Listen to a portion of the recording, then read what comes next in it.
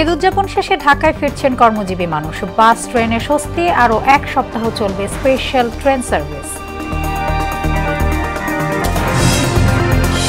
তীব্র গরমে অতিষ্ঠ জনজীবন, কয়েক জেলায় বইছে তাপপ্রবাহ। অস্বস্তি থাকবে আরও এক সপ্তাহ, বলছে আবহাওয়া অফিস। লন্ডনে অল পার্টি পার্লামেন্টারি গ্রুপের প্রধান উপদেষ্টার সঙ্গে সাক্ষাৎ, মেন্ডিস এভিয়েশন ও এয়ারবাসের শীর্ষ কর্মকর্তাদের বৈঠক। এবং কোরবানি পশুর চামড়ায় এবারও হতাশা কাটেনি। পরস্পরকে দোষছেন মৌসুমি ব্যবসায়ী ও ট্যানারি মালিকরা। সিন্ডিকেটে দায় এড়াচ্ছে সরকার।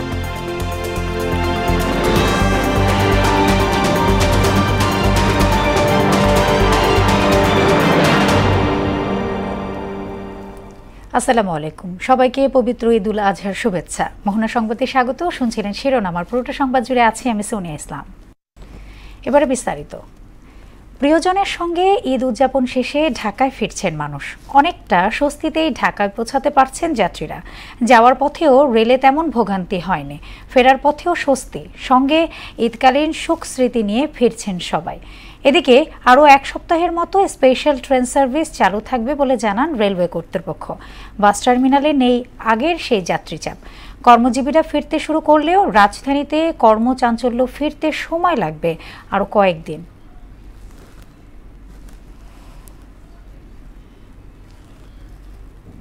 দর্শক, এ নিয়ে আরো জানাতে রাজধানী গাবতলী বাস টার্মিনাল থেকে সরাসরি যুক্ত হচ্ছেন সহকর্মী মুনতাসির মামুন। মামুন, গাবতলী কেমন দেখছেন ঢাকা ফেরা মানুষের চাপ, জানাবেন।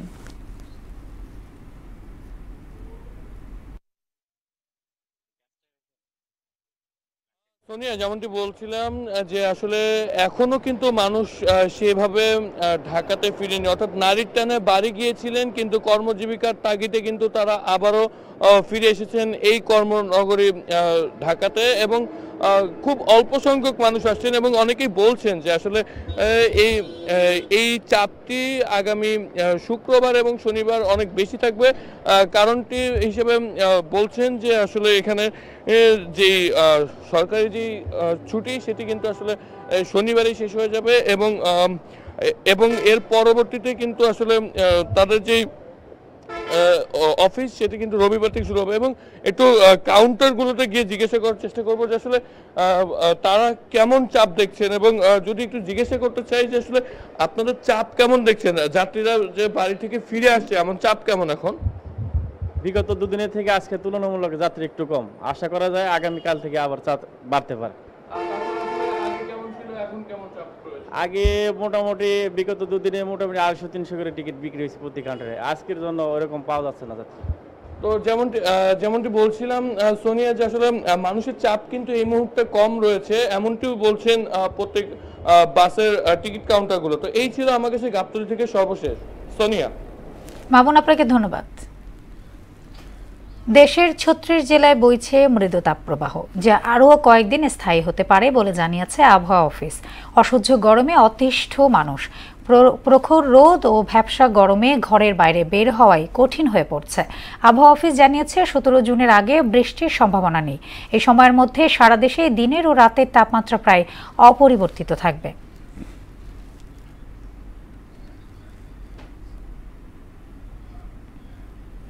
দর্শক, এই বিষয়ে আরো জানতে রাজশাহী থেকে আমাদের সাথে যোগ দেবেন সহকর্মী সানিউল আলম রাজু। রাজশাহী অঞ্চলের তাপমাত্রার খবর কি, আর সেই সাথে জানতে চাই আপনার কাছে কবে নাগাদ তাপমাত্রা কমতে পারে, এই ব্যাপারে আবহাওয়া অফিসকে কিছু বলেছে?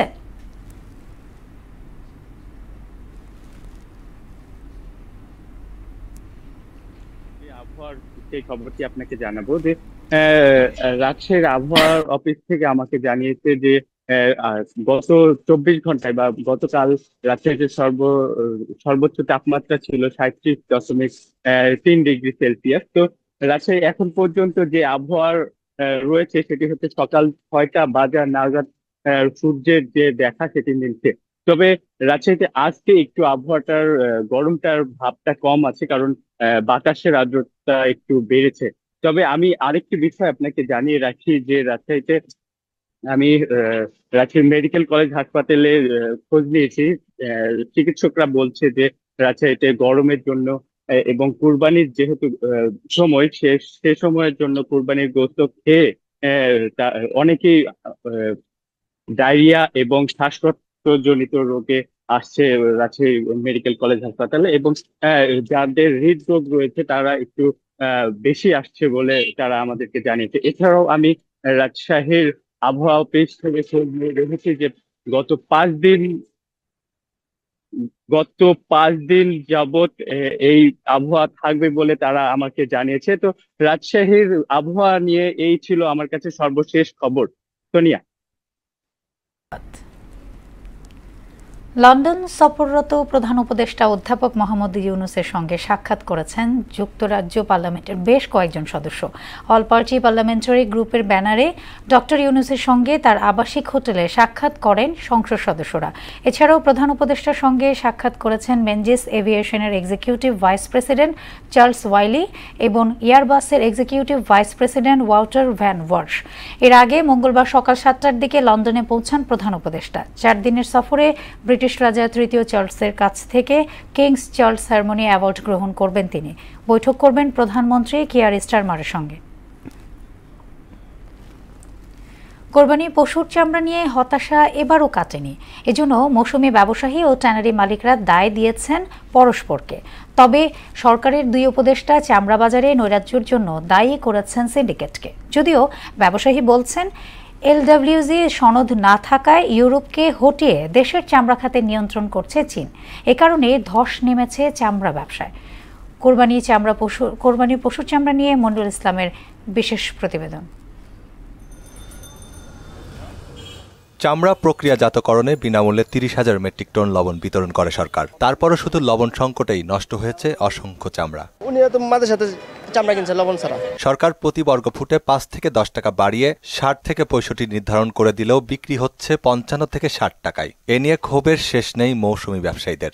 300-400 হাইস 500 টাকা দাম ব্যস্ত গেলে মনে করছে 600 টাকা সিন্টিরি করছে আমার লগে সামনে নিয়ে ঘুরায় ফিরে নিয়ে আইছি। আড়তদাররাও দুষছেন ট্যানারি মালিকদের। ব্যাংক ঋণের যৌক্তিকতা নিয়েও প্রশ্ন তোলেন তারা। ট্যানারি লুনমুন লিব বেশি করে লিয়া বুঝেন ব্যাংক দুলুয়া করে হলাইব অথবা এরা গাড়ি কিনবো বাড়ি কিনবো, কিন্তু আমরা তো এরকম ভাবে আমরা চলতে পারি না। ব্যাংক লোনটা কিছুটা ব্যাহত করছে। ট্যানারি মালিকরা এই পর্বটা চালাই নিছে, কিন্তু পরবর্তী টাইমে 10 দিন পরে যখন আড়তে চামড়া আসবে এবং আড়তদাররা যে চামড়াগুলো কি ক্রয় করছে এবং ব্যাপারীরা যে সমস্ত চামড়া ক্রয় করছে, এটা মোর দেন 95% লোক কিনতে পারবে না। তবে চামড়া নষ্টের জন্য মৌসুমী ব্যবসায়ীদের অনভিজ্ঞতাকেই দায়ী করেন ট্যানার্স মালিক অ্যাসোসিয়েশনের সভাপতি শাহিন আহমেদ। যারা মৌসুমী ব্যবসায়ী তাদের ব্যর্থতা, কারণ তাদের এই অবহেলার কারণে কিন্তু এই ঘটনাগুলো বিচ্ছিন্নভাবে ঘটেছে।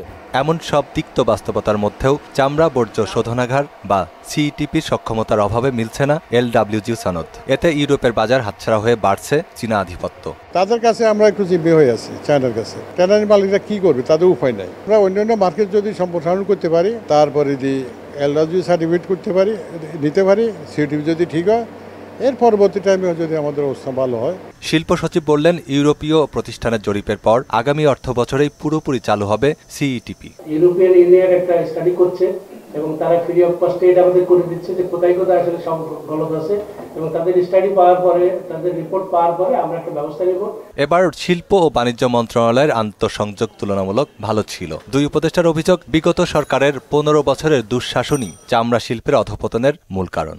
এর আগের সরকারের ব্যাপারে কিন্তু যেটা হয়েছে আমরা সারা দেশের মানুষ জানি, ওই জন্য ওই সরকার পালায় গেছে। এখন যে সরকারের সাথে কথা বলছেন, এটা গণঅভ্যুত্থানের সরকার।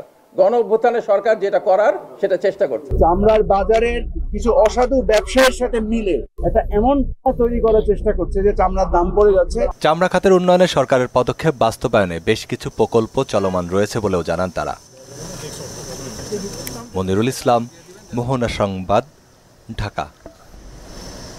পাবনার ঈশ্বরদীর দাসুরিয়া ডিগ্রিপাড়া থেকে খারজানি বটতলা পর্যন্ত প্রায় 2 কিলোমিটার সড়কের বেহাল দশা। এতে ভোগান্তিতে হাজারো মানুষ।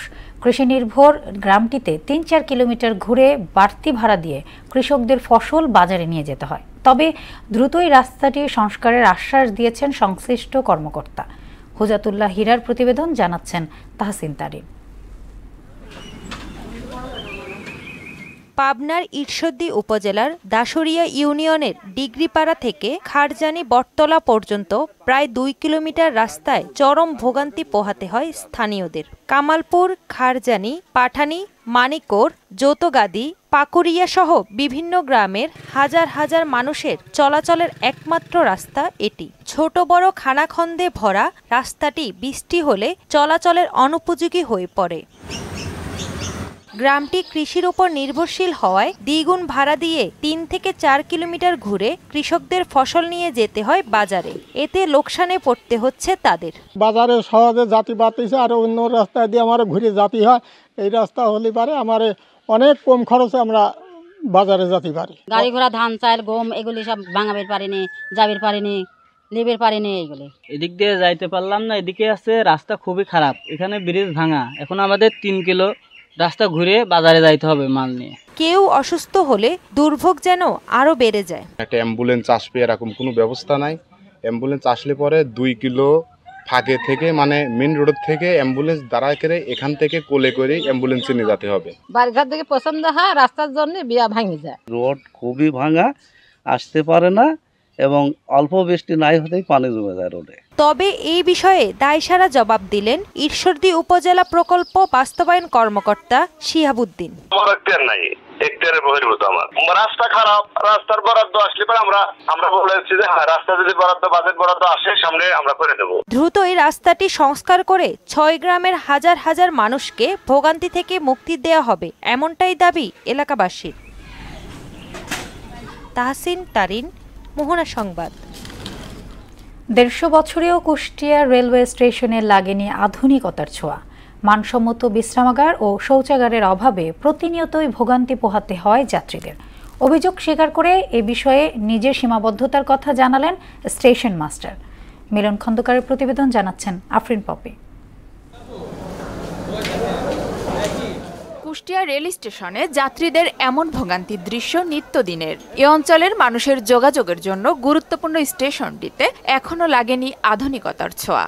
ফলে প্রতিনিয়ত ভোগান্তি আর দুর্ভোগ পোহাতে হয় যাত্রীদের। প্ল্যাটফর্ম নিচু হওয়ায় ট্রেনে উঠতে বেগ পেতে হয় যাত্রীদের। বেশি ভোগান্তিতে পড়েন নারী, বয়স্ক ও অসুস্থ যাত্রীরা। বিশেষ করে যারা বাচ্চা এবং বয়স্ক মানুষ যারা আছে, যারা প্রেগনেন্সি, ঠিক আছে, তাদের কিন্তু অনেক সমস্যা হয়। প্ল্যাটফর্মটা অনেক ডাউন, ট্রেনের থেকে প্রায় 3 ফিট মতো ডাউনে প্ল্যাটফর্ম। কুষ্টিয়া একটা পুরাতন ঐতিহ্যবাহী স্টেশন, এখানে প্ল্যাটফর্ম না থাকায় আমাদের অনেক কষ্ট করে বানরের মতো ঝুলে ঝুলে নামতে হয়। 1871 সালে চালু হয় স্টেশনটির জরাজীর্ণ অবস্থা। নেই মানসম্মত বিশ্রামাগার, ব্যবহারের অযোগ্য শৌচাগার, আছে নিরাপত্তা সংকট।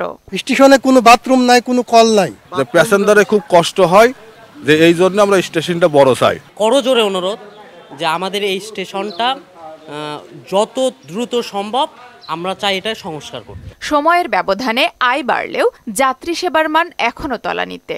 বৃষ্টি আসলে বৃষ্টির সময় প্ল্যাটফর্ম পানিতে একদম হয়ে যায়, আপনার যাত্রী দাঁড়াতে পারে না।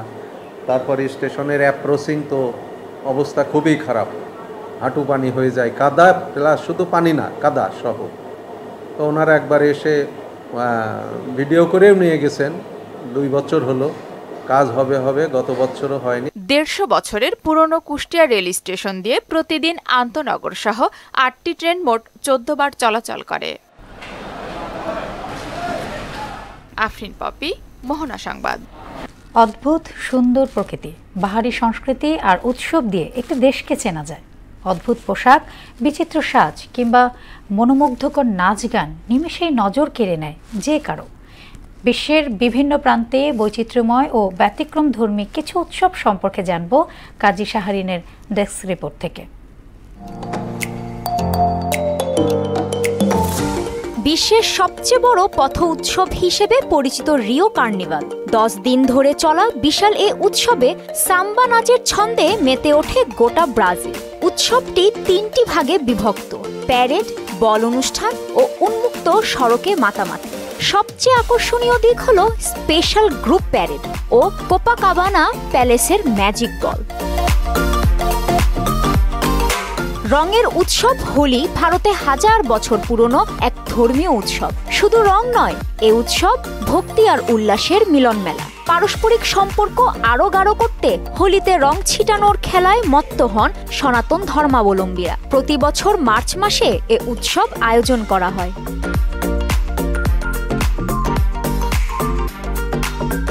মেক্সিকোতে ডে অফ দ্য ডেড হচ্ছে মৃতদের স্মরণে এক অদ্ভুত উৎসব। মৃত আত্মীয়দের স্মরণে আয়োজিত এই উৎসবটি হ্যালোউইনের এক ভিন্ন সংস্করণ। আয়োজন চলে 31 অক্টোবর থেকে 2রা নভেম্বর পর্যন্ত। মুখোশ পরে কঙ্কাল সাজে হাজারো মানুষ সড়কে নেমে আসে। রাতভর সমাধি ক্ষেত্রে চলে আনন্দ নৃত্য। উৎসবের সবচেয়ে আকর্ষণীয় আয়োজন হল সান আগুস্তিন এথলর ক্যালাকাস প্যারেড। ইতালির ভেনিস কার্নিভাল হচ্ছে বিশ্বের প্রাচীনতম উৎসবের একটি। 1162 সালে শুরু হওয়া উৎসব 1997 সালে নিষিদ্ধ হলেও 1970-এর দশকে এটি নতুন রূপে ফিরে আসে। এখানে মুখোশ আর অদ্ভুত পোশাক হলো উৎসবের প্রাণ। মুখোশ পরিহিতারা নিজেদের পরিচয় গোপন রাখায় উৎসব হয়ে ওঠে গোপন আত্মার উন্মুক্ত প্রকাশ। দক্ষিণ কোরিয়ার বরিয়ং শহরে খনিজ সমৃদ্ধ কাদামাটি নিয়ে উদযাপন করা হয় ব্যতিক্রম ধর্মী বরিয়ং উৎসব। এক সময়কার প্রসাধনী প্রচারের কৌশল আজ বিশাল উৎসবে পরিণত হয়েছে। প্রতি বছর জুলাই মাসে এই উৎসব আয়োজিত হয়। কাদা দিয়ে কুস্তি আর শরীরচর্চা এই উৎসবের মূল আকর্ষণ। লা টমাটিনা বা টমেটোর যুদ্ধ স্পেনের একটি জনপ্রিয় উৎসব। আগস্টের শেষ বুধবারে অনুষ্ঠিত হয় এটি। বিশাল ট্রাক থেকে ফেলা টমেটো নিয়ে ঘণ্টাব্যাপী এক যুদ্ধ হয় অংশগ্রহণকারীদের মধ্যে। উৎসব শেষে পুরো শহর ধুয়ে ফেলা হয় ফায়ার ট্রাকের পানিতে। সংক্রান্ত হচ্ছে থাই নববর্ষের পানি উৎসব, যা শুদ্ধতা ও আনন্দের প্রতীক হয়ে উঠেছে। 13 থেকে 15 এপ্রিল পর্যন্ত চলা উৎসবে পথচারীরা পরিণত হন যোদ্ধায়। ওয়াটার গান, জলবোমা, বালতি বা পাইপ সবকিছু নিয়ে চলে পানি যুদ্ধ। এভাবেই নানা আয়োজন আর উচ্ছ্বাস আবেগে বিশ্বজুড়ে মানুষ মেলে ধরে নিজেদের সংস্কৃতি, উপভোগ করে জীবনকে। এসব উৎসব আমাদের শেখায় সংস্কৃতির ভিন্নতা থাকলেও আনন্দের ভাষা একই। কাজী শাহরিন, মোহনা সংবাদ। এবার সারা দেশে অনুষ্ঠিত সভা সমাবেশ সহ নানা বিষয়ে প্রতিনিধিদের তথ্য ও ভিডিও নিয়ে একটি ডেস্ক রিপোর্ট। বগুড়ার সোনাতলা মিনি স্টেডিয়ামে ঢাকাস্থ সোনাতলা কল্যাণ সমিতির উদ্যোগে প্রীতি ফুটবল খেলা অনুষ্ঠিত হয়েছে। এই সময় সমিতির সদস্য সচিব শাফিউল ইসলাম ও ক্রীড়াবিদ চঞ্চল সহ অনেকে উপস্থিত ছিলেন।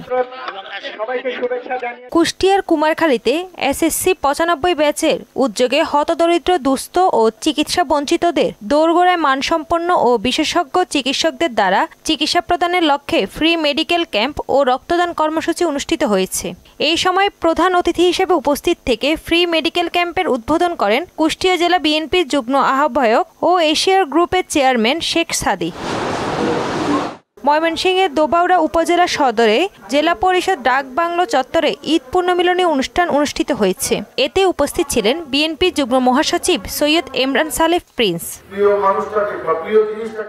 ভোলার বেদুরিয়ায় সিরাজ মাঝি সন্ত্রাসীর কার্যকলাপ বন্ধ ও বিচারের দাবিতে মানববন্ধন ও বিক্ষোভ সমাবেশ করেছে স্থানীয় জেলেরা। গাজীপুরের কালিয়াকৈরে গোয়ালবাথান এলাকায় Begum Sufia model high school মাঠ থেকে ম্যারাথন দৌড় প্রতিযোগিতা অনুষ্ঠিত হয়েছে। ম্যারাথন প্রতিযোগিতায় উদ্বোধন করেন খাজা বদরুদ্দোজা মডার্ন হাসপাতালের পরিচালক ডাক্তার বখতিয়ার হোসেন সহ বিভিন্ন গণ্যমান্য ব্যক্তিরা। চাঁপাইনবাবগঞ্জ নাচলে মহরুম রেজাউল করিম মাস্টারের স্মরণে প্রীতি ফুটবল টুর্নামেন্টের আয়োজন করা হয়েছে। নাচল রেল স্টেশন মাঠে গোলাপপুর গ্রামবাসীর আয়োজনে এই প্রীতি ম্যাচ অনুষ্ঠিত হয়। প্রধান অতিথি হিসেবে উপস্থিত ছিলেন আবু তায়ের খোকন, সাধারণ সম্পাদক নাচল উপজেলা বিএনপি ও সাবেক ভাইস চেয়ারম্যান। টাঙ্গাইলের নাগরপুর ও দেলদুয়ার উপজেলায় গণমানুষের সাথে গণ অধিকার পরিষদের ঈদের শুভেচ্ছা বিনিময় ও পথসভা করেছেন গণ অধিকার পরিষদের কেন্দ্রীয় কমিটির সহসভাপতি কবির হোসেন। তাহসিন তারিন, মোহনা সংবাদ। এবার আন্তর্জাতিক প্রসঙ্গ। গাজায় ইসরায়েলি হামলায় একদিনে প্রাণ গেছে আরও 70 ফিলিস্তিনির। এতে আহত হয়েছে 2 শতাধিক। ইসরায়েল নিয়ন্ত্রিত নেটজারিম করিডোরের কাছে খাবার সংগ্রহে আসা মানুষের উপর আবারও গুলি চালায় ইসরায়েলি সেনারা। গাজা সরকারের তথ্য অফিস জানায় এতে অন্তত 20 জন নিহত হয়েছে। এর মধ্যে 12 বছরের এক শিশুও রয়েছে। এদিকে জাতিসংঘ জানিয়েছে গোটা গাজা এখন দুর্ভিক্ষে পড়ার আশঙ্কা রয়েছে। দর্শক, এ পর্যায়ে জানিয়ে দিচ্ছি আজকের সংবাদপত্রের গুরুত্বপূর্ণ শিরোনাম।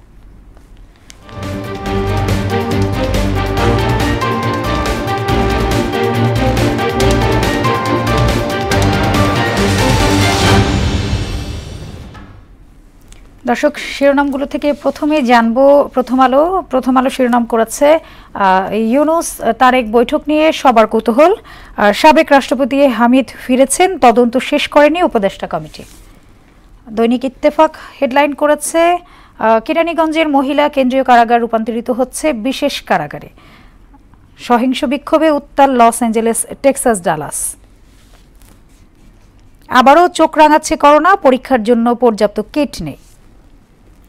এবার সমকাল শিরোনাম করেছে চামড়ার দাম নিয়ে শত প্রশ্ন এবং একটি লবণ রেখা। প্রধান উপদেষ্টা লন্ডনে পাচার অর্থ ফেরত আনায় গুরুত্ব দেবে বাংলাদেশ। এবার কোরবানি কম পক্ষে 15 লাখ। বাংলাদেশ প্রতিদিন হেডলাইন করেছে সবার চোখ এখন লন্ডনে, সব ধর্মের মানুষ নিয়ে গড়তে চাই ঐক্যবদ্ধ বাংলাদেশ, জানিয়েছেন জামায়াত আমির। এপ্রিলের প্রথমার্ধে সংসদ নির্বাচন, জানালেন প্রধান উপদেষ্টা। যুগান্তর হেডলাইন করেছে সমিতির অভিষেক ম্যাচে হামজাদের হতাশার হার, রাজধানীর টার্নিং পয়েন্ট লন্ডনে ডক্টর ইউনূস তারেক রহমানের বৈঠক। নতুন করে করোনা সংক্রমণ বাড়ছে, যুক্তরাজ্যের অল পার্টি পার্লামেন্টের গ্রুপের সাক্ষাৎ। দর্শক, ডেইলি স্টার করেছেন Yunus Tarique meet a potential turning point, says Fakhrul about talks late for Friday in London, polls timing may top the agenda. Government to expand COVID testing facility, advise people to ask make as causes rise. দর্শক, এই ছিল সংবাদপত্রের গুরুত্বপূর্ণ শিরোনামগুলো। এবার শেষ করব মোহনা সংবাদ, যাবার আগে শিরোনামগুলো আরও একবার।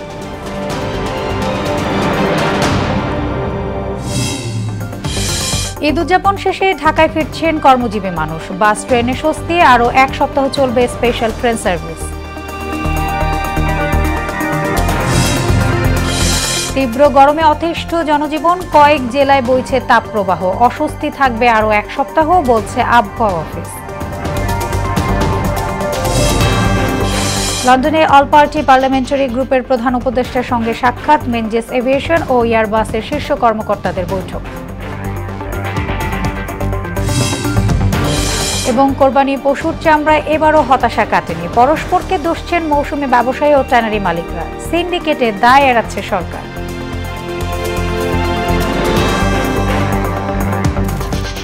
এই ছিল মোহনা সংবাদে। পরবর্তী সংবাদ দুপুর 1টায়। মোহনার সবশেষ খবর জানতে ভিজিট করুন www.mona.tv। সংবাদ দেখতে পারেন ফেসবুক, ইউটিউবেও। এতক্ষণ সঙ্গে থাকার জন্য ধন্যবাদ সবাইকে।